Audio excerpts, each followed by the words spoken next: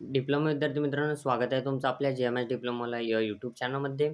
तुमच्या समोर थंबनेल आहे. एक आवश्यक कागदपत्रे तयार ठेवा, डिप्लोमा ॲडमिशन प्रोसेस 2026. खूप इम्पोर्टंट व्हिडिओ आहे. सगळी माहिती एकाच व्हिडिओमध्ये आहे, त्यामुळे व्हिडिओ शेवटपर्यंत पाहायचा. पण त्याआधी आपल्या चॅनलवर नसाल तर चॅनलला सबस्क्राईब करायचं आहे, जेणेकरून डिप्लोमाचे कॅप राऊंडपर्यंत सगळ्या अपडेट्स जे पण एकही तुमच्याकडून मिस जर झाले अपडेट, तर तुमचं ॲडमिशन होत नाही. बऱ्याच मागच्या वेळेस विद्यार्थ्यांचे ॲडमिशन झालेले नाहीत. त्यांना 1 वर्ष 11वी-12वीला ॲडमिशन घेऊन मग त्यांना डिप्लोमा लिहावा लागले. असेही बरेच विद्यार्थी आम्ही पाहिलेले आहेत. त्यामुळे तुम्हाला काय करायचं, आपल्या चॅनलला सबस्क्राईब करायचं आहे आणि आपल्या WhatsApp ग्रुपची लिंक डिस्क्रिप्शनमध्ये आहे. त्याला देखील जॉइन करून टाका. त्या ठिकाणं कॅप राउंडच्या अपडेट सगळं येईल तुम्हाला आणि त्याचबरोबर तुम्हाला विद्यार्थी मित्रांनो, आपले डिप्लोमाचे आपण क्रॅश कोर्स वगैरे क्लासेस असतात, ते आपण फ्रीमध्ये कंडक्ट YouTubeला लाईव्ह वगैरे असतात. त्यामुळे तुम्हाला ह्या चॅनलचा अतिशय फायदा होईल म्हणजे होईलच. विद्यार्थी मित्रांनो, तर चला व्हिडिओला वेळ न घालता व्हिडिओ स्टार्ट करू. कोणते आवश्यक कागदपत्रे तयार ठेवायचे आहेत पहा. सगळ्यात पहिले प्रथम वर्ष पदविका प्रवेश आवश्यक कागदपत्रे म्हणजे प्रथम वर्ष म्हणजे 10वी नंतरच्या मुलांसाठी. ठीक आहे.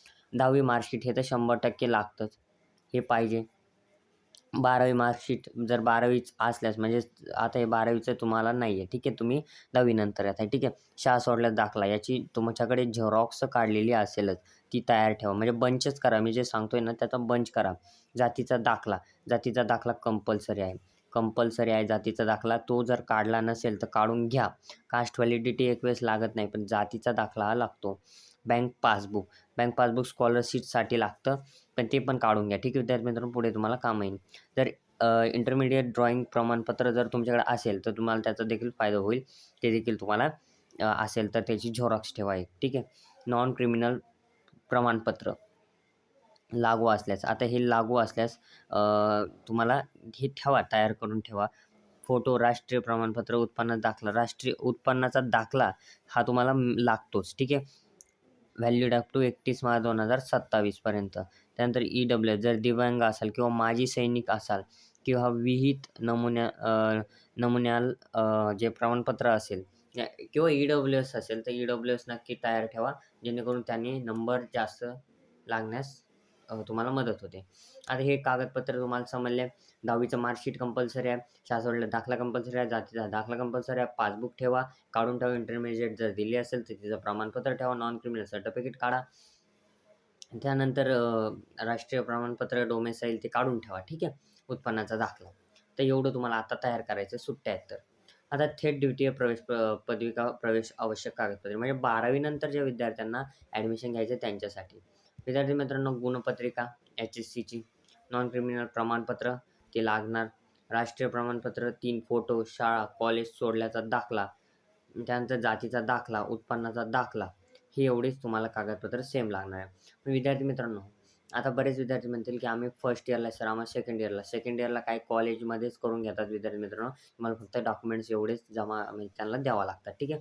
त्याचं काही एवढं सीरियस विषय नाही. पण जे विद्यार्थी 10वी नंतर 12वी नंतर डिप्लोमाला येत आहेत त्यांच्यासाठी एवढे कागदपत्र तयार ठेवा. आता पहा, कॅप राउंड कधी स्टार्ट होतील हे सगळ्या अपडेट आम्ही तुम्हाला वेळोवेळी देत राहील. त्यामुळं काय करायचं आता पहा, कॅप राउंडमध्ये कसं असतं तर थोडक्यात प्रोसेस सांगून टाकतो. कॅप राउंड म्हणजे काय, तर 3 ते 4 कॅप राउंड असतात. 4 आहेत ह्या वेळेसपासून म्हणजे मागच्या वेळेसपासून. 4 कॅप राउंडमध्ये तुम्हाला कॉलेज टाकावे लागतात. तुम्हाला जे जवळचे कॉलेज आहे, तुम्हाला आवडते college, government college, non government college जे असेल तुम्हाला जे आवडते ते कॉलेज टाकायला लागतात. ते कॉलेजची लिस्ट तुम्हाला बनावं लागते. मग ते अपलोड करावे लागते त्या डेटला.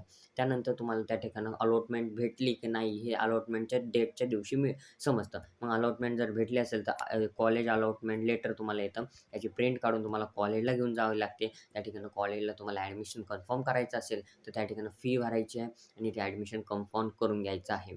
आणि नाहीतर तुम्हाला जर कॉलेज भेटलेलं आहे आणि तुम्हाला ते कॉलेज म्हणजे एक ठेवायचं आहे. जर दुसरं जर बेटर भेटत असेल तर त्यासाठी तुम्हाला ₹1000 तुम्हाला ती फी भरून तुम्ही ते स्टोअर करून म्हणजे तुम्हाला ते एक सिक्युअर करून ठेवू शकता तिथं सीट. असं सगळ्या प्रोसेस मी त्या टायमिंगला समजून सांगेल. आता तुम्हाला काहीच कळणार नाही. फक्त काय कळायला पाहिजे की हे एवढे डॉक्युमेंट आवश्यक आहेत ते तुम्ही काढून ठेवायला पाहिजे. एवढं तर कळालं असेलच. तुमच्या मित्रांना हा व्हिडिओ शेअर करा ज्यांना डिप्लोमाला ॲडमिशन घ्यायचं आहे आणि आपल्या चॅनलला WhatsApp ग्रुपला जॉइन करायला विसरू नका. धन्यवाद.